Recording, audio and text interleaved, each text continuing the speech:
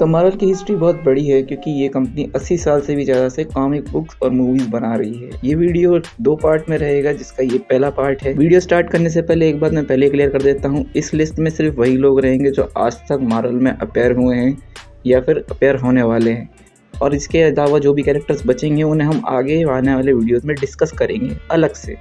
ये video year wise chronology में रहेगा ताकि आपको पता चल सके कौन सा कैरेक्टर कब अपेयर हुआ है। तो मार्वल कॉमिक्स की स्टार्ट 1939 में मार्टिन गुडमैन के द्वारा की गई थी, जो इसे टाइमली कॉमिक्स के नाम से इशू किया करते थे।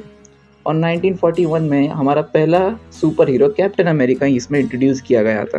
कैप्टन अमेरिका पहली बार अपनी कॉमिक्स में बकी बार्न्स अपने साइडकिक के साथ में नजर आए थे, और पहले ही इशू में ये फ्रंट कवर पे हिटलर को मुक्का मारते हुए दिखाए गए हैं, जबकि इस टाइम तक अमेरिका जंग में उतरा भी नहीं था।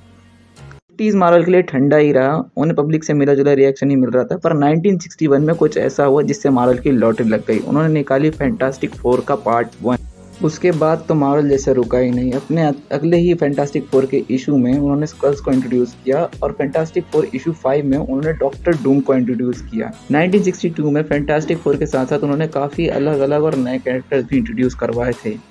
स्पाइडरमैन अमेजिंग फैंटेसी इशू 15 में अपेयर हुआ था। Thor journey into the mystery issue number 83 में। हल्क की पहली सीरीज स्टार्ट हुई थी the incredible Hulk. Ant-Man tales of astonish issue 35 में अपेयर हुआ था। उसके बाद सीधा 1963 में इन्होंने टेल्स ऑफ सस्पेंस इशू 39 में आयरन मैन को इंट्रोड्यूस किया। उसके बाद एक्समैन की नई सीरीज आई। एक्समैन की सबसे पहले टीम में थे Charles Xavier, Cyclops, Jean Grey, beast, Iceman और एंजल। बीस्ट बंदर जैसा लगता था यार। खैर आगे जाके बीस्ट का अपीयरेंस चेंज हो ही जाता, जैसे कि हमें मूवीज में भी दिखाया है। और इन सब के साथ साथ इसका विलन मैग्नीटो था। फिर टेल्स ऑफ एस्टोनिश इशू 44 में वॉस्प को इंट्रोड्यूस करवाया गया। उसके बाद स्ट्रेंज टेल्स इशू नंबर 110 में डॉक्टर स्ट्रेंज को इंट्रोड्यूस कराया गया। खैर इसी के साथ साथ निक फ्यूरी भी एजेंट्स ऑफ शील्ड में अपेयर हुए थे। और 1963 का सबसे बड़ा धमाका द अवेंजर्स भी रिलीज हुई थी, जिसकी पहली टीम में थे Iron Man, Hulk, Ant-Man and Wasp और थॉर। ये मार्वल का पहला क्रॉसओवर था जो उन्होंने अपने हीरोज के साथ में किया था, और ये काफ़ी बड़ा इवेंट था उनके लिए भी। और इसी के 4th इशू में उन लोगों ने कैप्टन अमेरिका की बर्फ में जमी हुई बॉडी निकाली थी। फिर अगले साल 1964 में ही द अवेंजर्स में हेलमेट ज़ीमो अपीयरेंस देता है। उसी साल टेल्स ऑफ सस्पेंस के इशू नंबर 52 में ब्लैक विडो और 57 में हॉक आय अपीयरेंस देते हैं। उसके साथ साथ ही एक्समैन के इशू 4 में वांडा, स्कारलेट विच और पिएत्रो क्विक सिल्वर भी अपीयरेंस देते हैं। उसी साल लाल पीली पोशाक में अपनी छाती में बड़ा सा डी लेकर घूमते हुए एक अंधे आदमी का भी डेब्यू हुआ था, जिसका नाम है डेयरडेविल। 1966 में उन्होंने 2 कैरेक्टर अपनी फैंटास्टिक फोर की इशू में ऐड किए, गैलेक्टस इशू 48 में और ब्लैक पैंथर 52 में। फिर 1967 में ही उन्होंने फैंटास्टिक फोर इशू 65 में क्री को इंट्रोड्यूस किया, और उसी के साथ साथ उसी साल आया कैप्टन मार्वल, वॉल्टर लॉसन वाला, जो कि अपनी लेगेसी बाद में पास ऑन कर देता है। पर ये उस साल का एक लौता ऐसा कैरेक्टर नहीं था जो आगे जाके अपनी लेगेसी पास करने वाला था। 1967 में ही गोस्ट राइडर फैंटम राइडर नाम से रिलीज हुआ। उसी साल ब्लैक नाइट भी इंट्रोड्यूस हुआ था, और 1968 में कैरोल डैनवर्स को भी इंट्रोड्यूस किया गया। और 1968 में ही अवेंजर्स इशू 54 में इंट्रोड्यूस किया गया अल्ट्रॉन, अवेंजर्स की सबसे बड़ी गलती। पर कॉमिक्स में एक डिफरेंस है, वहाँ पर इसे बनाने वाला टोनी स्टार्क नहीं बल्कि हैंक पिम एंटमैन होता है। फिर अवेंजर्स की इशू 57 में अल्ट्रॉन की सबसे बड़ी गलती विजन भी इंट्रोड्यूस होता है। उसके बाद 1969 में ही फैल्कन कैप्टन अमेरिका के इशू नंबर 117 में अपेयर होता है। गार्डियंस ऑफ द गैलेक्सी भी इंट्रोड्यूस होती है, जिसका प्रोमिनेंट मेंबर था यॉन्डू। ये जानकर मेरे मन में इस कैरेक्टर की इज्जत और बढ़ गई है। खैर मार्वल अपने 1960s के दौर से निकल गया था, और अब वो एंटर करता है 1971 में, जिसमें वो पहला कैरेक्टर निकालता है मोरबियस, जो कि अपेयर होता है द अमेजिंग स्पाइडरमैन इशू 101 में।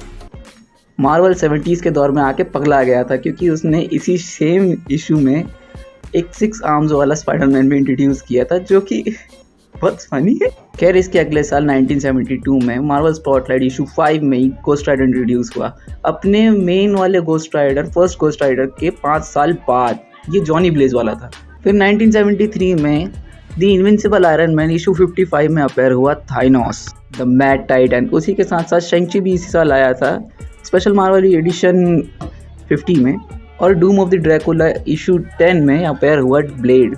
उसके बाद सीधा 1974 की द इनक्रेडिबल हल्क इशू 180 में अपेयर हुआ वुल्वरीन। उसके बाद 1975 में वेयरवुल्फ बाय नाइट इशू 32 में आया था मून नाइट, 1976 में इटर्नल्स और 1977 में व्हाट इफ।